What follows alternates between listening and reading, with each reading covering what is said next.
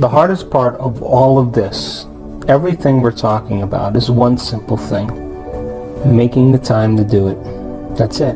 Making the time for your precious self to eliminate the people in your life and the things that you do just for a short period of time when you wake up in the morning or before you go to bed at night, and you say, okay, what is the greatest ideal of myself that I want to be today? But listen, I'm not going to get up until I am this person. And you begin to wrestle with your limitations and overcome them. You know, there's so much talk in the United States about self-love. You know, people think self-love is getting a manicure or buying a sports car. That's not self-love. That's pleasure. Self-love is when you're sitting with yourself and you are working on overcoming your hardwired thoughts or beliefs or your emotional propensities that are connected to your past, and you are really working to overcome them. And right on the other side of your pain is freedom. Right on the other side of your fear is courage. Right on the other side of your sadness is joy. It's the same energy, it's just trapped in the body. And when you stretch yourself past that point and you break free from the chains of those emotional addictions, the side effect of that is called joy, and the body is liberated from that level of mind. And when that happens, there's available energy to create with. And so when you break through that, you begin to love yourself, you begin to respect yourself, and you begin to love and respect others because you see yourself in them. And now that you're free from it, you can understand them with compassion without knee-jerking in the same way. So the difficulty here is really making the time to do it. And if you began to think about a new way of being and you moved into a state where you said, I'm not going to get up until I am this person, and not only did you memorize it neurologically in your brain, but you allowed the thoughts that you were thinking to become the experience to the point that your body, as the unconscious mind, began to live in that future reality in the present moment. And when you got up, when mind and body were working together in that state of being, and you said, I'm going to maintain the state of being my entire day, and I don't care, bring on the challenges because I want to test my greatness. And you did that the entire day. The end of your day, when you finished your day, more than likely you'd have more energy than when you started. The literal translation of the word meditation in Tibetan means to become familiar with. The symbol means to become familiar with.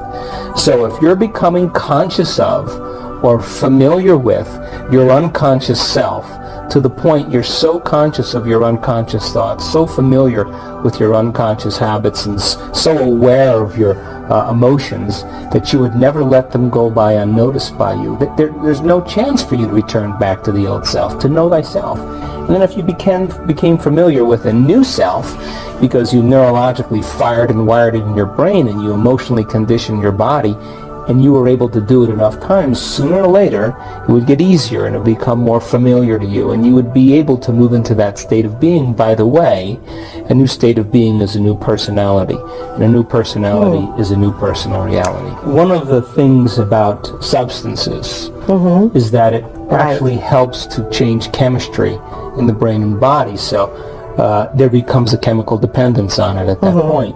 But the person who wants to change has to want to change. That's the first element.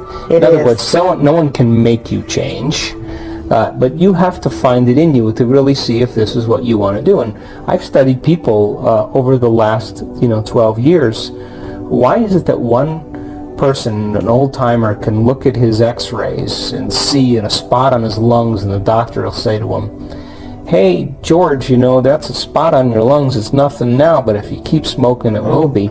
And that guy just takes his cigarettes, throws them in the trash, and he's done the next day. How do you explain that? He made the decision, and the decision was an experience, and it began to rewrite his chemistry and his biology.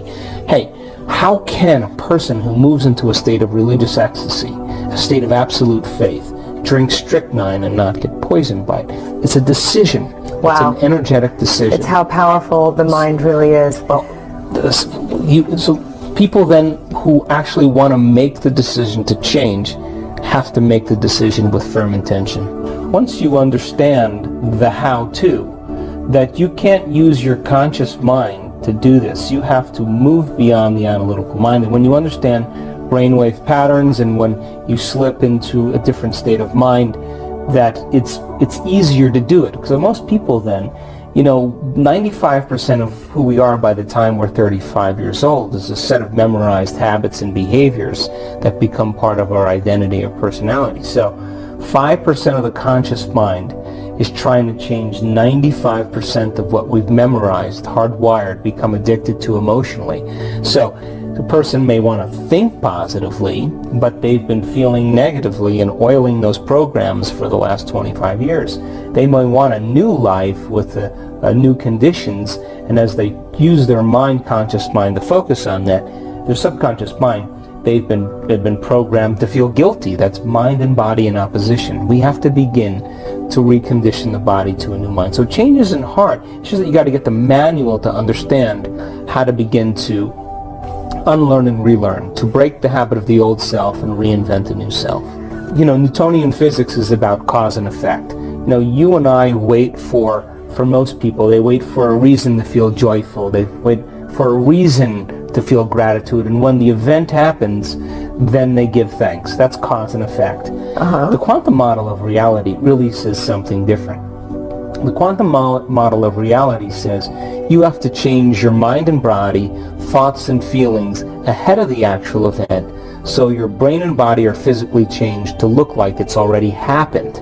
So, if you begin to give thanks ahead of the experience, and your body, by the way, is the unconscious mind, it does not know the difference between an event in your life that produces an emotion or an emotion that you fabricate by thought alone. To the body, it's the exact same. Okay. So, if you could begin to move into a state in which you were giving thanks before it took place, and you could convince your body emotionally that that event already happened because you were in a state of gratitude, then you would begin to literally biologically change your body to no longer be a record of the past, but now, in fact, a map to the future. Because if your brain and body are beginning to respond neurologically and chemically, now you're moving into a new state of being. And if you can get up in that state of being, then what you did inside of you should cause an effect outside of you. So the quantum model says then that we have to give thanks ahead of the event. We have to move into the state of joy and change our energy before it happens, so much so that we're not using our senses to determine reality any longer. So if we're living by the emotion of pessimism, right, or depression or sadness, or the emotion, which is connected to the past, is actually filtering your perception.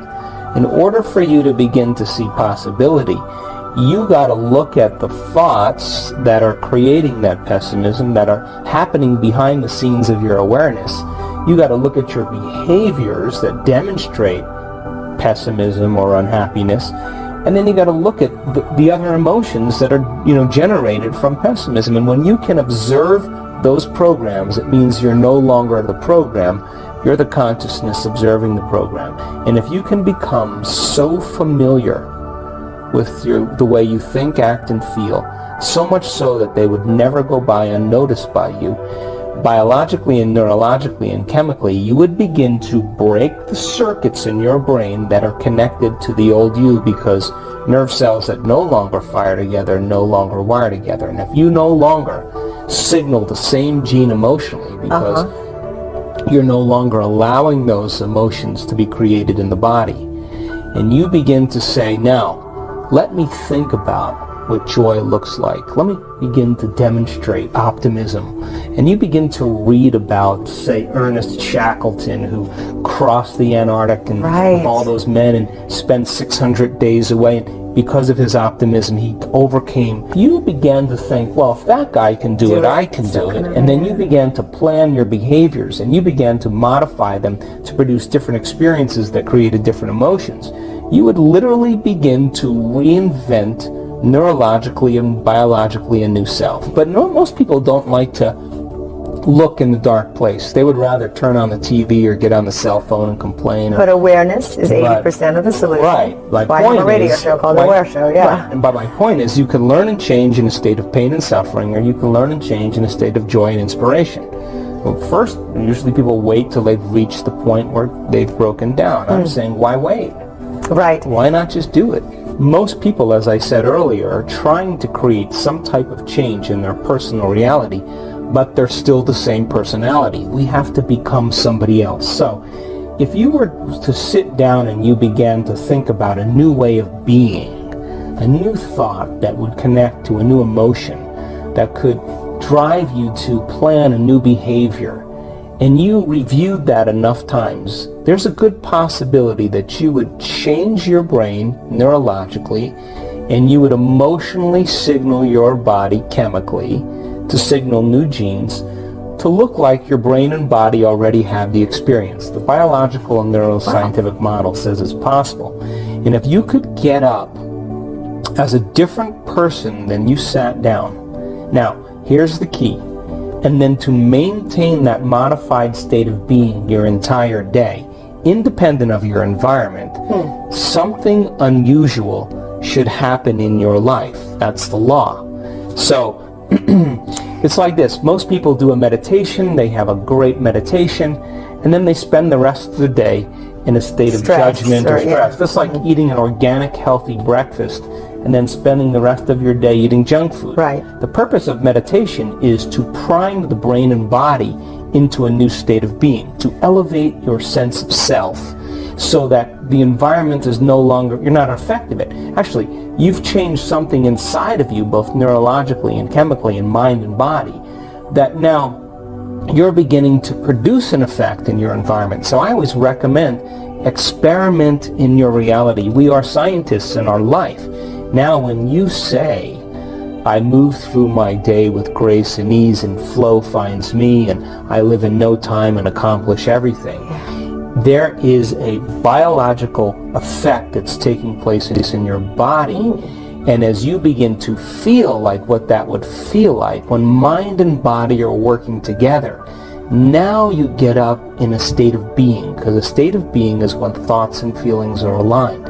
Now, you have to practice that enough times so that it begins to become familiar to you. But if you did this and you said, okay, universal mind, quantum field, giver of life, I took time out of my day to emulate you as a creator.